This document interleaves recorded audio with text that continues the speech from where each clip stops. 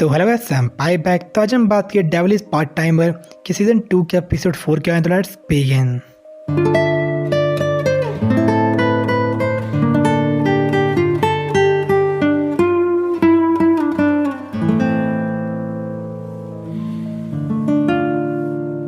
तो last episode में हम वो सब लोग डिसाइड करते हैं कि जो गैब्रियल था उसको अपोज करने को, ताकि जो गैब्रियल एलिस रामस को वापस ना ले जाए, और जो चियो थी वो उसे अपने घर में छोड़ देते हैं, क्योंकि जो आज चीज़ होने वाली थी उससे इसकी लाइफ भी रिस्क में आ सकती थी। और जो एमिलिया थी वो भी तैयार होती है उनका साथ देने के लिए, क्योंकि अगर गैब्रियल और माओ आपस में लड़ते हैं तो बचा सकती थी एलिस रामस को। तो रात को जो माओ, एलिस रामस और एमिलिया थे रुकते हैं माओ के घर में, और जो सुजने, आशर और शहीरा थे रुकते हैं सुजने के घर में, ताकि जो एमिलिया थी वो टाइम स्पेंड कर सके एलिस रामस के साथ। एज उन्हें कोई आइडिया नहीं था कि नेक्स्ट दिन क्या होने वाला था। और जो सुजने थी उन्हें बताते ट्री ऑफ लाइफ के बारे में, ये कैसे लेजेंडरी ट्री था, कंटिन्यूसली वर्ल्ड को बना रहा था, और इसमें 10 फ्रूट्स थे जिन्हें सेफरियात कहते थे, और जो ईच फ्रूट था एक एलिमेंट गवर्न करता यूनिवर्स के, और जो यह सॉर्ट था वो 9 सेफरी आर्ट था जो कि इको और अस्ट्रो गवर्न करता था, जो कि नॉन फिजिकल वर्ल्ड है। और उसके गार्डियन एंजल था गैब्रियल। और अगर लीजेंड ट्रू है तो गैब्रियल सही बोल रहा था कि अगर एलिस रामस वापस हेवन नहीं जाती हैं तो जिस चीज़ को गवर्न करती हैं वो डेंजर में आ जाएगा, और यूनिवर्स का बैलेंस था वो इससे टूट सकता है। बट उसका कोई भी फिजिकल बिलीफ नहीं था। जो ट्री ऑफ लाइफ था वो सस्टेन करता इस चीज़ को, और इस पर बिलीव नहीं करेंगे कि एलिस रामस के वापस ना जाने से कुछ हो सकता है, और इसीलिए उसे वापस नहीं जाना चाहते थे। और इसके बावजूद जो एंजल थे उसकी शार्ट के पीछे पड़े हुए थे, और उन्हें समझ नहीं आ रहा था कि अब इसके पीछे क्यों पड़े थे। तो माओ को पता था कि जो गैब्रियल था वो उसे नहीं हरा सकते हैं, बट फिर वो रिस्क ले रहा था एलिस रामस की वजह से, और उसे लग रहा था जो उसने एंटी एस्ला में किया था उसकी वजह से ही उसे चीज़ झेलनी पड़ रही थी। और उसे याद आता है कि जब उसने इन्वेट किया था एंटी एस्ला को, वहाँ पे जितने भी लोग थे अपने चिल्ड्रन के लिए अपनी लाइफ रिस्क में डाल रहे थे, और वो एक डेविल था तो चीज़ कर सकता है। और वहाँ जो सुजने थी वो पूछती आशिया से कि वो लोग क्यों कॉन्कर करना चाहते पूरे वर्ल्ड को, तो उसको डायरेक्ट रिप्लाई तो नहीं देता, बट उसका मतलब यही था ताकि जो उनके लोग थे वो अच्छी लाइफ जी सकें। तो जो एमिलिया थी अपना टाइम एंजॉय करती एलिस रामस के साथ, और जो एलिस रामस की वजह से जो माओ और एमिलिया थे वो क्लोज आ रहे थे। और जो माओ था उसने आता है स्टोरी जो कि एक मॉडिफाइड वर्जन था उसके पास्ट का, कि कैसे जो एक एंजल ने उसे बचाया और उसे पूरे नॉलेज पूरी वर्ल्ड की, और जाते जाते उसने एक दिया था तो शार्ड या फिर एक प्रेजेंट जो कि था एलिस रामस, और उसके बाद से जो माओ था उसने अपनी ज़िंदगी अच्छी तरह से जीना शुरू कर दी थी। तो ये स्टोरी सुन के जो एलिस रामस थी वो तो सो जाती है, बट एमिली से पूछती है कि उसे किंग बनने के बाद उसने क्या किया, मतलब कि वो कभी वापस घर क्यों नहीं गया, और जो एंजल थी उसने ढूंढने की कोशिश क्यों नहीं की। तो पहले तो जो माओ था उसे कोई रिप्लाई नहीं करता, बट वो फिर से पूछती है कि जब वो किंग बन चुका था वो क्या करना चाहता था। तो उसे माओ बताता है कि उसे मई से रहना चाहिए था अपनी खुशी में, बट वो पावर ग्रिड में आ चुका था, और इसके कहते ही वहाँ पे सो गया। और जब सुबह उठती एमिलिया वो देखती गैब्रियल को, और वो पहले वहाँ आ चुका था, और उसे कहता है या तो हॉली स्वॉर्ड या फिर एलिस रामस, उसे एक चीज़ तो पक्के में चाहिए ही थी। और उन्हें बताता है कि जब वो गवर्न करता है या स्वॉर्ड को तो उसने बहुत साल पहले ये चीज़ चोरी हो गई थी, और जो चोर था उसने बहुत सारे टुकड़े कर दिए थे यह स्वॉर्ड के, और इन्हें स्कैटर किया था पूरे वर्ल्ड के अंदर। और जो हॉली स्वॉर्ड थी उसमें भी यह स्वॉर्ड का एक शार्ड था, तो उनमें से एक चीज़ तो उसे ले जानी ही पड़ेगी। तो जो अपने उराशहीरा, आशिया और सुजने थे वो उस रूम में नहीं आ पा रहे थे, क्योंकि जो गैब्रियल ने एक बार डाल दिया था जिसकी वजह से उनकी मदद नहीं कर पा रहे थे। तो गैब्रियल ने देता ऑप्शन एक चीज़ देने की, बट जो माओ था वो बैक करना शुरू करता है गैब्रियल को कि एलिस रामस को ना ले जाने के लिए, क्योंकि जो एलिस रामस थी उस लिए सिंबल थी होप का, क्योंकि जब वो मरने वाला था उसे एंजल ने यही दिया था, और इसके बाद से ही वो रिबॉर्न हुआ था। बट जब ये बना था डीमन लॉर्ड तो इस चीज़ का मैं भूल गया था, बट जो गैब्रियल था वो इस चीज़ के लिए ज़्यादा इंटरेस्टेड नहीं था। लेकिन जब कहता है माओ एंशिएंट किंग सैटर्न की लेजेंड के बारे में, तो उसको सुन के जो गैब्रियल था अपने प्लान को चेंज कर लेता और अब वो चाहता माओ को मारना। बट जो एलिस रैमस थी वो बीच में आ जाती है और वो गैब्रियल से दिल से नफरत करती थी और उसके लिए जो गैब्रियल था बस एक लायर था। क्योंकि जो मालकुत था जो कि दूसरा सफरी आद था उससे बताया था कि जो एंजल्स थे गॉड से बने थे अपने झूठ की वजह से और उन लोगों ने उन सबको सेपरेट किया था और उनका यूज़ किया था। तो इसके बाद जो अपनी पावर को यूज़ करती हैं और गैब्रियल को तकती है आसमान के लिए और जो एमिलिया थी उन दो पीछा करती है और तो माओ तो इससे बच जाता और जो बैरियर था श्रोम का वो भी उठ जाता है। जिसके बाद से जो उराशहीरा सुजने और आशिया थे वहाँ पे आते हैं उसकी मदद के लिए। तो एमिलिया बोलती गैब्रियल को एलिस रैमस को छोड़ने के लिए, बट इन रियलिटी जो एलिस रैमस थी वही गैब्रियल को ड्रैग करती पूरे आसमान में। तो इस पर जो गैब्रियल था अपनी तलवार ट्रोंडल को निकाल देता है जो कि इंडस्ट्रेबल और सबसे शार्प तलवार थी क्योंकि जो एलिस रैमस थी उसे ओवर पावर कर रही थी। तो जो गैब्रियल था अपनी एक हिट में जो उसकी सेकंड तलवार थी एमिलिया की उसे तोड़ देता है और वहाँ पे जो माओ था वो कहता सुजने को अपने आप को जो फाइट हो रही थी वहाँ पे ले जाने के लिए।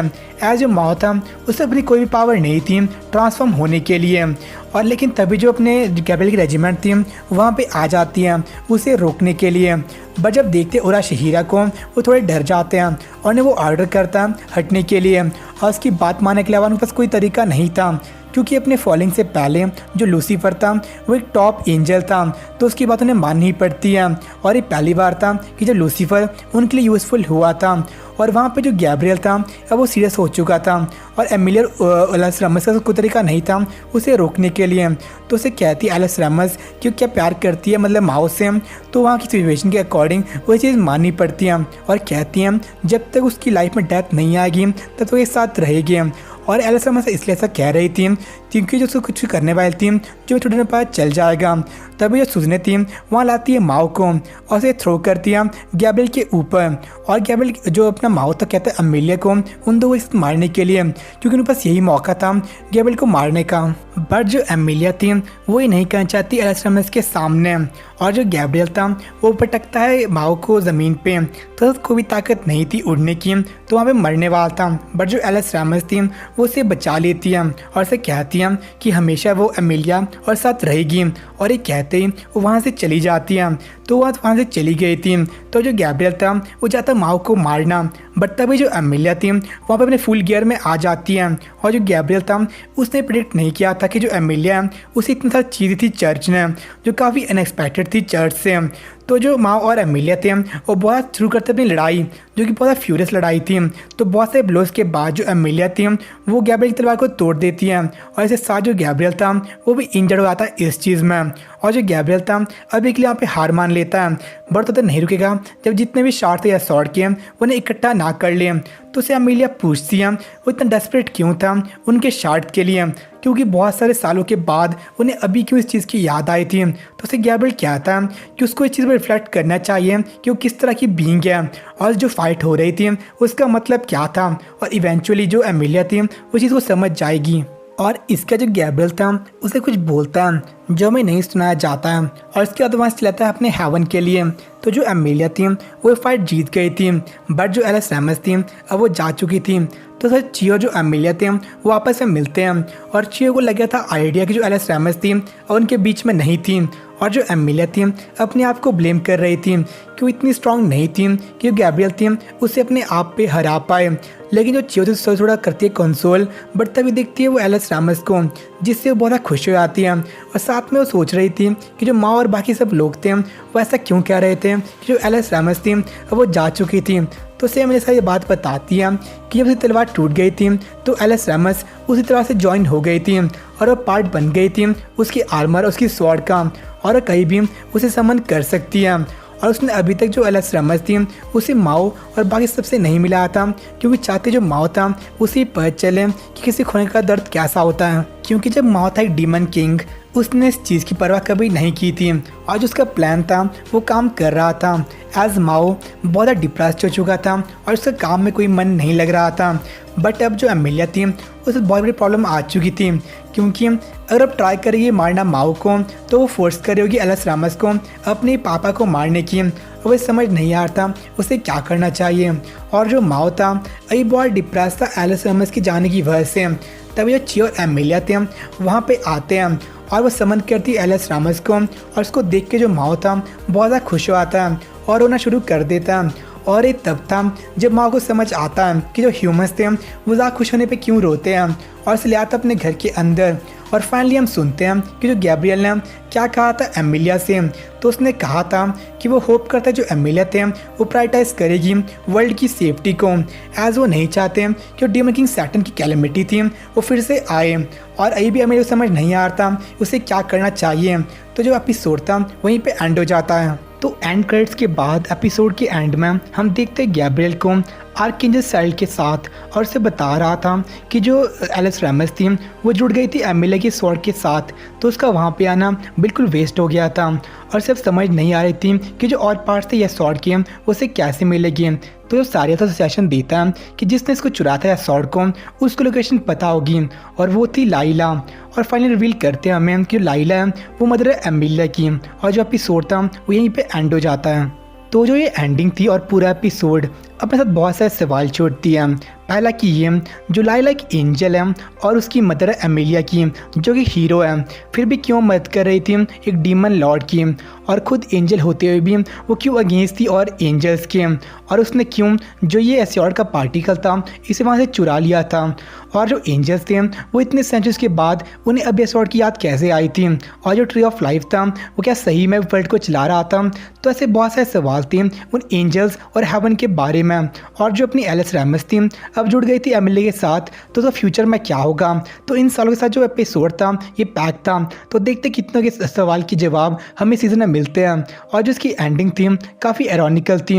आज जो गैब्रियल और सरल बात कर रहे थे वो कर रहे थे उस रेस्टोरेंट में जहाँ पे चीहो और माओ काम करते हैं। तो आजकल तो इतना ही है, मिलते हैं आपसे नेक्स्ट में, तो साइनर बाय। फील करो खुद को, उड़ने लगा मैं आसमान में।